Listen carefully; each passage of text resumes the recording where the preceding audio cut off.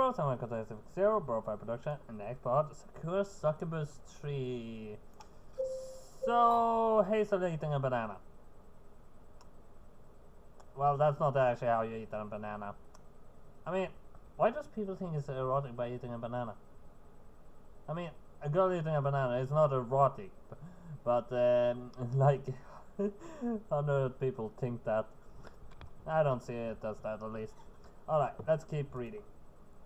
Hazel is sitting at the table, one leg folded over the other. She's wearing her sports attire and her long hair is pulled back in a ponytail. She is brushing some of her loose hair aside with one hand and her head is bowed. Her eyes are half lidded and her lips are clamped about a banana. It's not every day I wake up to see a pretty girl in my house sitting in my kitchen. Though since I first met Ayu, I'm starting to become a semi-regular occurrence. Yeah, I bet she's the kind of girl that breaks into your house and just sits there and waiting for you, and then when you come home, like screams in terror because she thought she was like interrupted in the bathroom, even if it's your house or something like that. I mean, Ayu isn't a nice person. All the same, I have quite gotten used to it. It's a lot to take in. Oh, Hazel, you're up pretty early? Oh, you're okay. Hazel takes the banana from her mouth and smiles at me. Her smile is so wide and warm I can feel the stress simply melting off my shoulders. Good morning, it's nice to see you. That should be my line. You're looking good. Good in what way? Is she fishing for compliments? What a minx.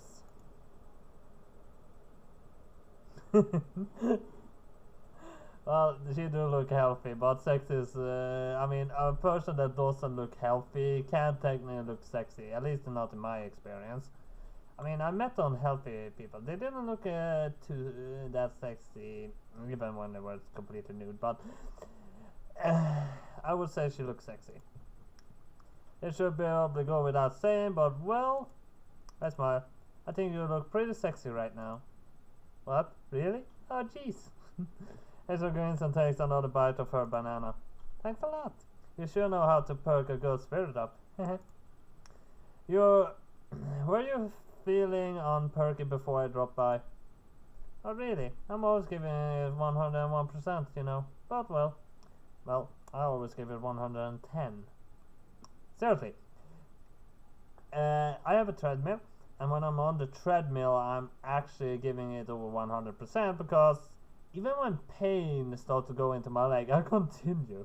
I continue so much that I never fall over. So, well, that's over 100% because, sure,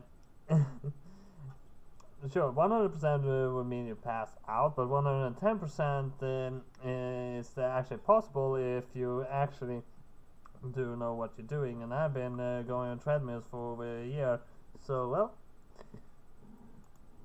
it's easier to get fired up when you're around. You're the best wingman there is. Okay. When you praise me, I feel like I can do anything. Then I keep on doing it. Hazel grins at me and I return it. There is something wedging on my mind though. Say, Hazel, are you the only person here? That's right. Why? Nothing really. I was wondering where I went. I glance around the kitchen as though Japan's top idol might be hiding beneath the table or in one of the cupboards. Okay, in my mind, how the kitchen looks, it was a bit different like that. The open side wasn't to the right, the open side was actually to the left in my mind, so well, this looks a little bit different than what I imagined. So,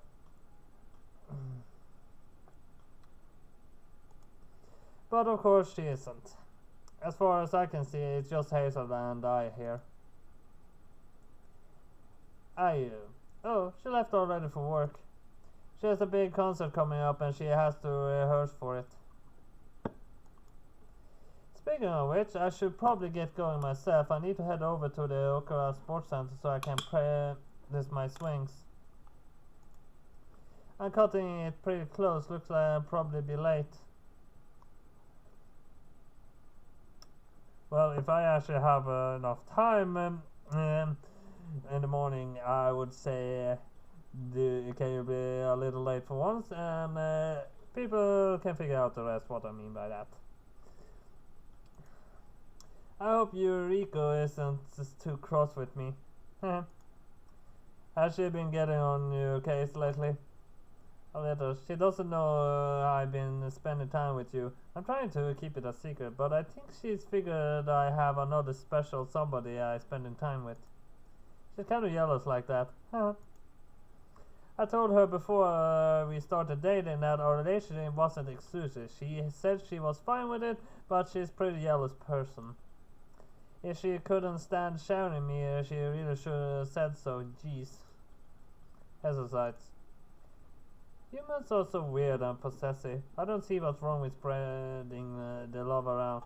Well, even though a relationship wasn't exclusive, some people would actually try to take up all of the time so the relationship would be exclusive anyway. I've seen that before. I haven't experienced myself, though she took up a lot of my time, but it was just because we lived far away from each other, so we couldn't meet each other very often. So every time I had spare time to actually be able to meet her, that time went to her. But considering I lived closer to other people, when I have shorter amount of time, I could spend time with my friends and so. But let's keep reading. It's not like I was trying to trick her or anything. I'm always honest and upfront. I know you are. You don't play mind games. That's one of the reasons why I like you so much. I think Hazel is the polar opposite of Ayu. Ayu always turns red and spurts when she has to say something even halfway nice. She seems to have a great difficulty in articulating her real feelings, perhaps because she spends so much time wearing that artifice of a cute, sweet, shimmering idol. She's totally tsundere, true and true. Hazel, meanwhile, is one of my to man's word. She always up front, she's easy to hang out with. She's a lot more chill than Ayu is. Though they both have their own appeals. You like me, huh? Hazel grins. Well, I'm glad to hear it. I like you a whole bunch too. Now that I've heard that, I feel like I can really give it my all today in the gym. I'm gonna work up a sweat all for you. Great. You do your best, I'll be rooting for you. Alright. Hazel takes another bite of her banana, then shoots me a grin. Who cares if you acts all pissy with me? I don't need her anyways. I got you now, and you're the sweetest, most sympathetic boyfriend a girl could ever dream of. Now, before I go, I got to give you something to remember me by. As if I could ever forget you. I know I'm pretty unforgettable, but just let me do this one thing. Hazel finishes her banana, then darts to my side quick as a flash. She presses a kiss against my lips. I want to grasp her close and kiss her back, but there isn't enough time. Hazel breaks the kiss and glances at the clock, her face flushed. I've hung about way too long. I really got to get going. I'll see you later. Have a good day at work. Yeah, see you. Have a good one. I wave off to Hazel as she dashes out of my apartment, the white pleats of her short skirt floating as she goes. The door slams and there's silence. I'm alone again. In the past, I used to spend pretty much all my time at my apartment alone, but the company of all these cute succubi has spoiled me. The apartment, small though it is, feels much cozier when it's filled with their acceptable chatter. Hazel barely been gone 5 seconds and I miss her already. I press my fingers to my lips, savoring the warmth of her kiss. Then I shake my head. There's no point being meddling. It sucks that we spend more time together, but Hazel and Ayu and the rest have a busy schedule. They all have to go to work. Speaking of which, Oh crap, I got to get to work too.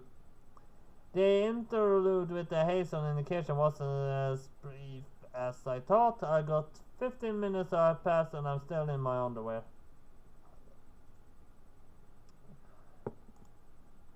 I need to get in the shower stat. Will I even have enough time for breakfast? This is no good, I'm going to be late. Actually, every time I take a shower and so, I put on the water on the stove before I jump in. So when I'm done, the water is already boiling, so I can just put in what I plan to eat and it's done in like a minute or two. Because I have actually a water kettle for boiling up water, but for some reason, even if I use it, it doesn't really work. Because you still have to boil it on a plate and it doesn't work for some reason. I don't know why. It should work perfectly, but it doesn't. So, well, let's keep reading. It's no good, I'm going to be late.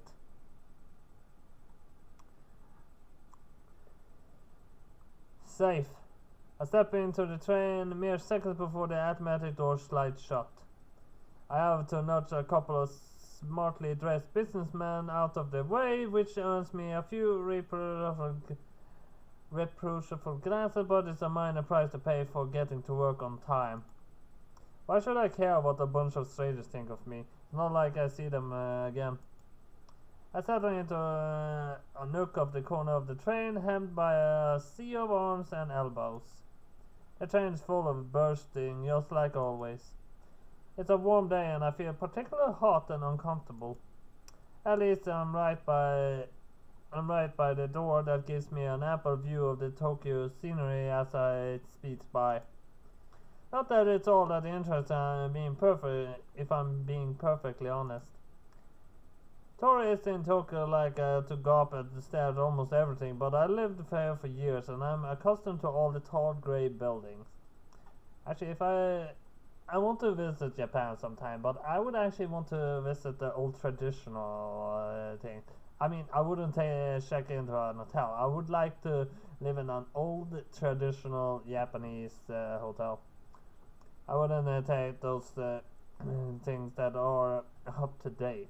I rather like to visit old places, shrines, and so on. I like the history and the mythology of Japan, and I would like to visit a place that resembles that or have information about that too.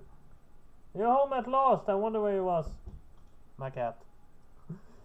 Alright, tourists in Tokyo like to go up and stare at almost everything, but I lived here for years and I'm accustomed to all the tall grey buildings. They don't hold any mystery to me anymore. An office block just an office block at the end of the day, regardless of how high it is or how many windows it has. The train rumbles around me, it rounds a bend and shifts and my head bumping against the wall. We're pulling into the next station, not that it's any business of mine. I don't plan to get off here. The train soon comes to a stop, the doors slide open, and a baby of man and woman struggle to extricate themselves from the glorified tin can. I press my body against the wall so I have to give the crowd more space to disperse. As I do, I yawn. I feel pretty tired. I didn't get much sleep last night, and my shower did little to wake me up. I'm sure it's hard trying to please a whole harem of needy Sakura. Actually, the best way I feel to actually get alert in the morning is first take a warm bath, and then, as you do, eat breakfast and take an energy drink straight off the breakfast, and all good. I'm as alert as I can get. And speaking of needy Sakura, okay, it's good to see you again. I can hear a sweet girlish voice coupled with two very soft something pushed up against me. And I get that's Cosmos. She's the only one we met on the train, so yeah. I recognize that voice, not to mention the heft of that chest against my own. Cosmos. That's right, it's me. That picture have we actually seen in Sakura Succubus 1, right? Yeah, I think that's a picture we have seen before, so I'm gonna continue reading. Cosmo looks up at me, a coy smile playing about her lips. Her head is tilted to one side and her cute stubby ponytail flutters. Everything about Cosmo is cute actually. She's very upfront about her feelings, which is a big plus. I can't imagine Ayu calling up to me like this in public. But that might be a blessing in disguise.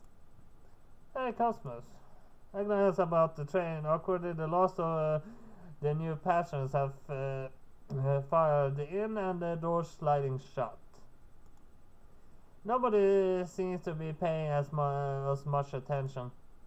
The compartment comprised of about 80% of businessmen who look too tired and defeated by the daily grind to carry overly much beyond the upcoming workday. I doubt my interaction with Cosmo has much of a meaning for them. But there's always the chance of a few of Cosmo's fans might be here. Cosmos does have her own million followers on her app upon you can never be too careful.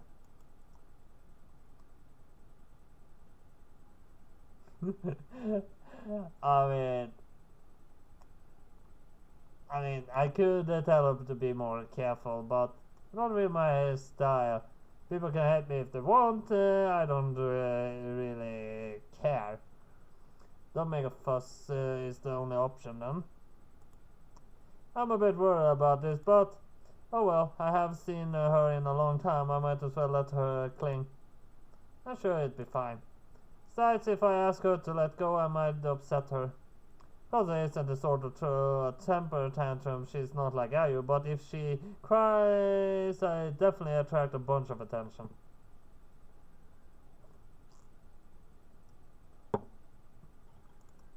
I could do without that right now. It's good to see you again. I missed you.